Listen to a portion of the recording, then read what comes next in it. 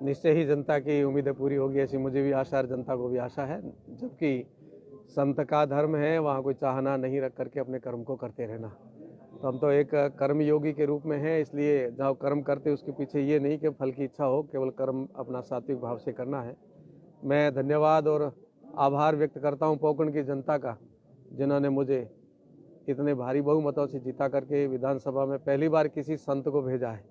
ये मेरा सौभाग्य है कि मैं उस संत परंपरा से हूँ जो डूंगरपुरी जी की, जैतपुरी जी महाराज की और मोहनपुरी जी महाराज की कृपा, जिसके कारण सनातन धर्म का ये भगवाधारी सन्यासी राजस्थान की विधानसभा में पहली बार गया।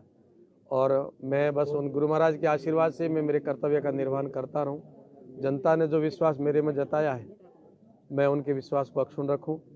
जो मान सम्मान आप सब लोग दे रहे हो, बस मैं आपका मान सम्मान बढ़ाऊं, यही मेरा कर्तव्य बनता है। और मैं आभार पुनः करता हूं पोकरण की जनता का कि 200 किलोमीटर दूर जाकर के मैं अकेला एक संत के रूप में उनके बीच में खड़ा हुआ था। आज मैं अकेला नहीं, पोकरण के लाखों लाखों जनता तो हम सबके साथ खड़ी है। रिकॉर्ड मतों से जिताया, रिकॉर्ड मत डाले। ये पोकरण की जनता का जितना करे इतना धन्यवाद है।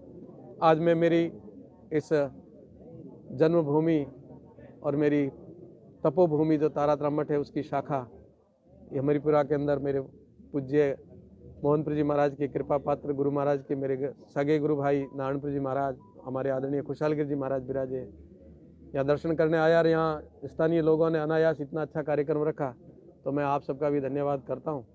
और बस ये है कि चाहना रहित अपन कर्म करते जाएं और भगवान देख रहा है, गुरु महाराज देख रहा है, सब अच्छा होगा। सर, मंत्रिमंडल का विस्तार हुआ, कई समाज नाराज हुए हैं, जैसे राजपूत समाज है, गुर्जर समाज है, उन्होंने तो विरोध कर दिया, भाई हम आगे दिखा देंगे चुनाव में। मेरा देखिए, मेरा ऐसा मानना है, मेरा व्यक्तिगत विचार है कि जो आए वो अपने हैं, ऐसा मान करके हम सबको समर्थ भारत, सशक्त भारत, विश्वगुरु भारत, विकसित भारत में खड़े होना है।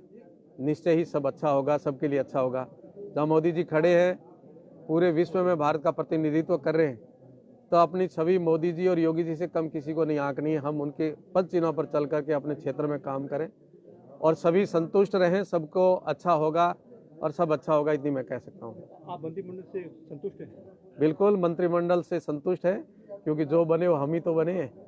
इसलिए ऐसा कोई भाव नहीं है कि हम सब आ जाते हैं। यहाँ अयम निजः परोवेति गणना लघु चेतसाम, ये मैं और पराया का छोड़ करके हम सबको संतत्व के भाव के साथ में राष्ट्र को खड़ा करना है। इसलिए हम तो हमारे कर्तव्य का निर्वहन कर रहे हैं और अच्छा होगा। पश्चिमी राजस्थान के लिए, संपूर्ण राजस्थान के लिए अच्छा काम होगा। तो आपका नाम फाइनल तक हो गया था, कहाँ विरोध हो गया? विरोध कहीं हुआ ही नहीं है, सहमति हुई आपस में। हमने सहमति जताई। कहीं ऐसी कोई विषय आया था तो हमने कहा जो बनेगा वो मैं ही तो बन रहा हूँ, किसी को बनाओ वो मैं ही हूँ।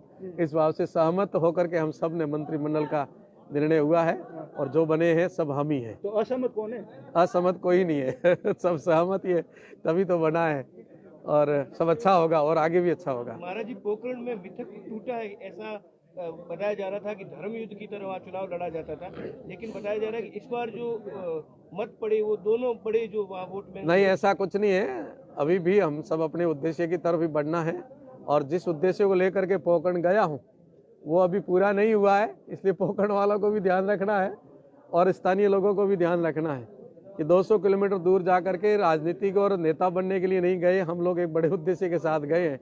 इसलिए हमारा उद्देश्य पूर्ति में हम अपने जीवन को लगाएंगे और सब अच्छा होगा, अच्छा वातावरण बना रहे। क्या उद्देश्य है सर वहाँ जाने के पीछे? क्रांतिकारियों ने देश को स्वतंत्र क्यों कराया था और स्वतंत्र करा करके हमारे को क्या दिया? प्रजातंत्र। तो जहाँ प्रजातंत्र का गला घोटा जाता है, जहाँ परिवार तंत्र पनपता है, वहाँ हम सबको खड़ा होना है। देश में भी जहाँ ऐसा लगता है कि देश का कोई न कोई ऐसी पार्टी, ऐसा मुखिया जो परिवार तंत्र को मजबूत करके देश के साथ खड़ा होने का प्रयास करा, ऐसा कभी नहीं होगा। जब देश खड़ा होगा, प्रजा खड़ी होगी, वहाँ प्रजातंत्र खड़ा होगा और प्रजातंत्र के लिए हम सबको खड़ा होना है। परिवार तंत्र नहीं हो और परिवार तंत्र की जगह प्रजातंत्र हो। तो एक जीत तो कोई आगे कौन सी क्या टारगेट रहेगा?